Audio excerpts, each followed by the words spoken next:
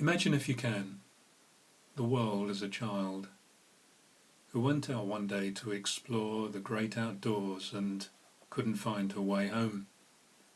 It was fun to start with, but when it became dark, she felt lonely. And being lonely made her frightened, and when she was frightened, she cried out for help. Her father heard her cry for help and called to her through the darkness, "Do not be afraid, just follow my voice." His voice was like a light leading her through the darkness, and it was good. But she still felt lonely in the dark, and being lonely made her frightened, and because she was frightened, she cried out for help again. The voice of the Father called out again from the heavenly home, "Do not be afraid, I will send love to bring you home." So love came down from heaven to save the world and take her home again. Even with love, the darkness was determined to stop the world from being saved, and the journey home was frightening and lonely.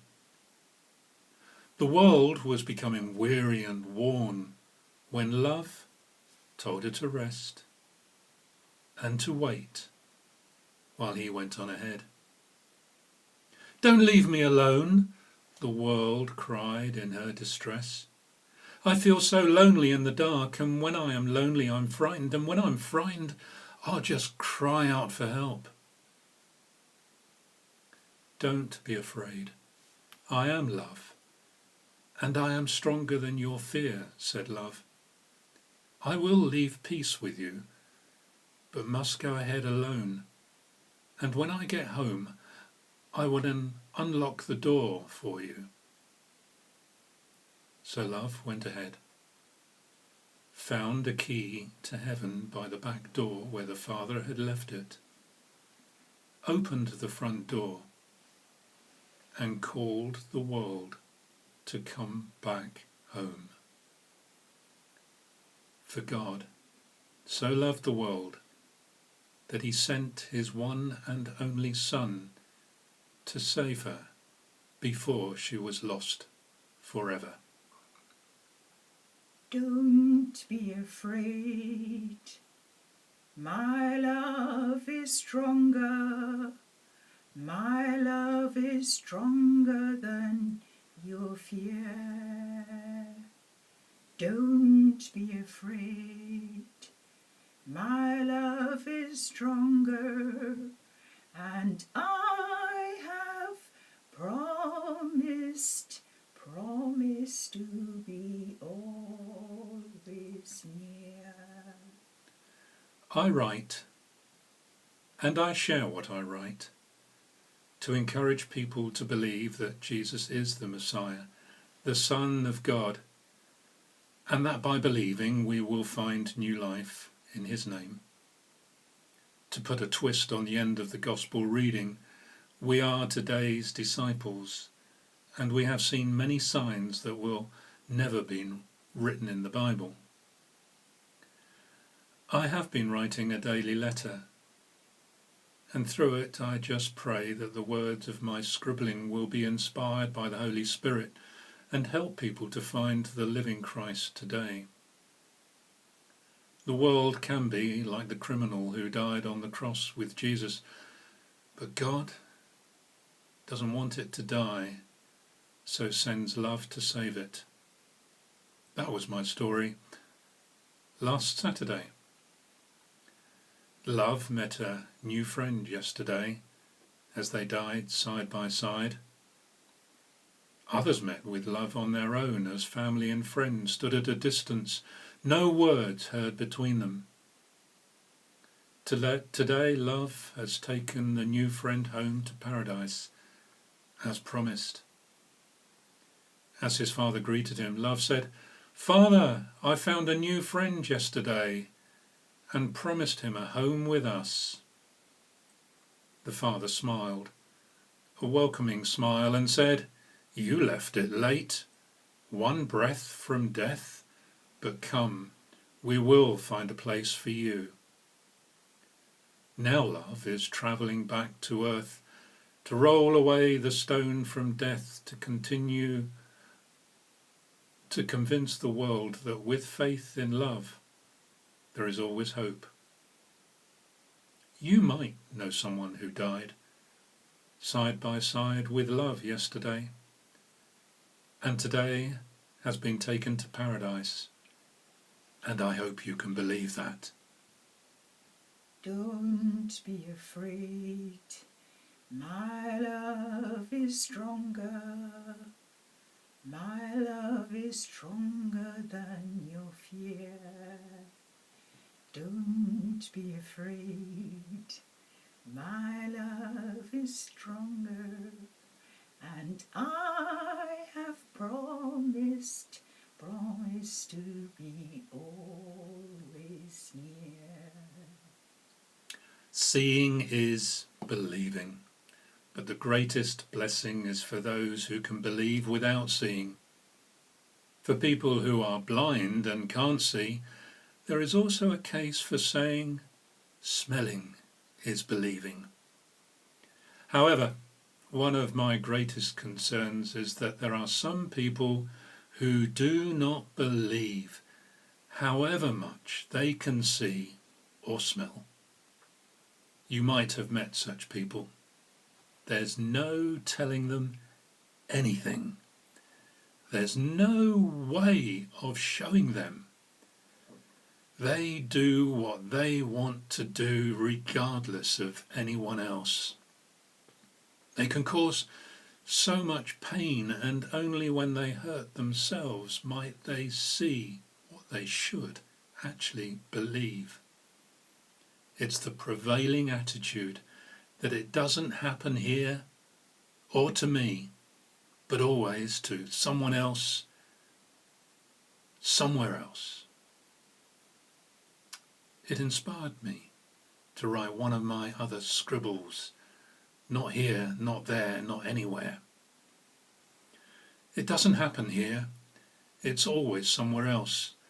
Not to me and my family, it's always someone else. It can't be happening now.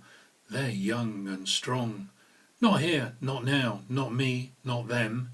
It has to be somewhere else. It can only be someone else. Another time, another place. Not my face with tears of pain. Not my heart broken by the grief. Not my body torn apart by worry. It must be somewhere else.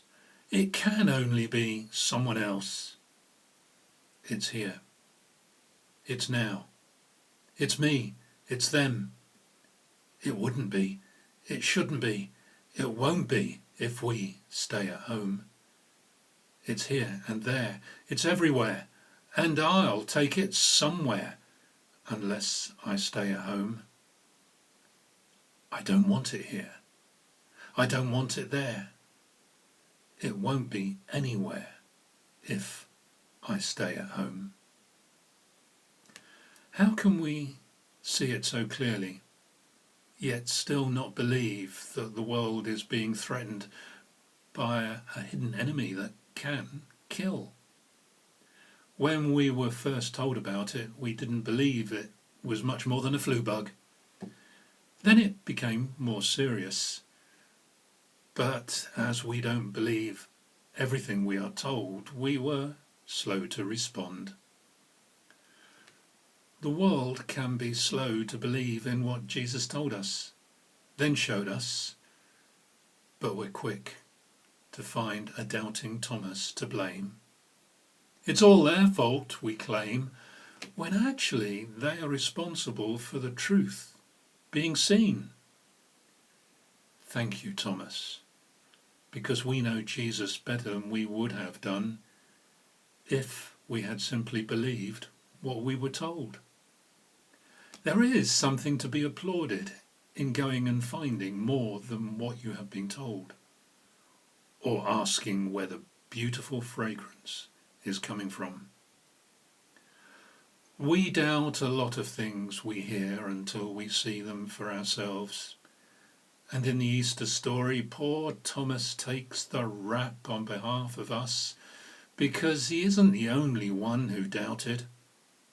You can have a read of John 20:24 to 29 and Luke 24:36 to 49 and other resurrection stories again. But I like an honest doubter who asks the questions rather than a silent believer who assumes they know the answers. So Thomas has a high ranking with me. His loyalty to Jesus wasn't in doubt either, because he was quick to encourage the other disciples to go so that they may die with him. And he wasn't frightened to ask the question, how can we possibly know the way? John 14:5. He just doubted what he was being told by other people. And we're the same today, aren't we? We want to know more than what we've been told. And that's not such a bad thing, is it? That's how we get to know Jesus better. And then we can make him better known. So don't give the doubters a hard time because they ask the questions we don't dare to ask. Perhaps they even have a better relationship with Jesus to be confident enough to ask the questions rather than accepting what they are told by the religious leaders and preachers and theologians.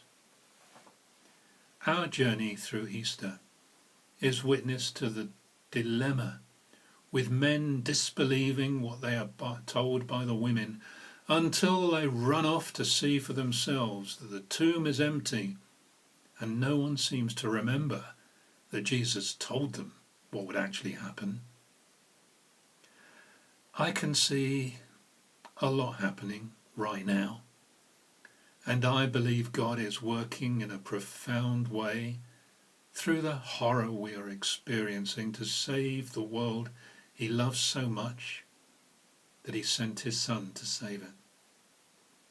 I believe that creation is finding a new life because I can see it on earth and in sea and in sky. Chris Walters identified how things will get better if we see and believe in a recent email to me. He said, I noticed changes in wildlife presence and behaviour as our communities become quieter, the air cleaner, and human disturbance less obvious. We have had a buzzard happily sitting on our garden shed for the first time ever.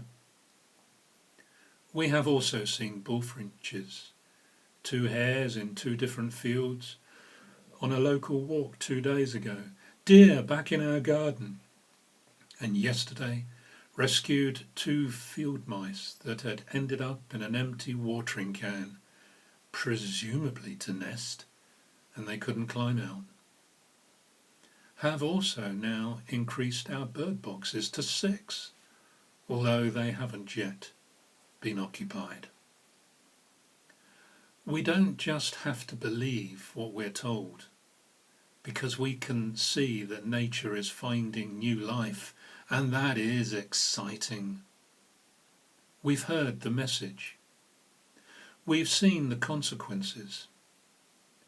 Not everyone who sees will believe, but anyone who believes will have a new life in his name. John 20:31. You can even smell the difference in the air, so know that change is happening. And don't be frightened to ask the questions and share your answers with everyone. It's our belief in the risen Christ that is helping so many people survive the adversities of the moment, and that can be seen over and over and over again. A lot of people have heard the good news that we proclaim, but they still have doubts. And we can help find the answers to their questions with them, not necessarily for them. And we will see things in a way we have never seen them before. And the blind The blind will smell the fragrance and ask where it is coming from. It's coming from a love that is indeed stronger than our fear. Don't be afraid. My love is stronger. My love is stronger than your fear. Don't be afraid. My love is stronger. And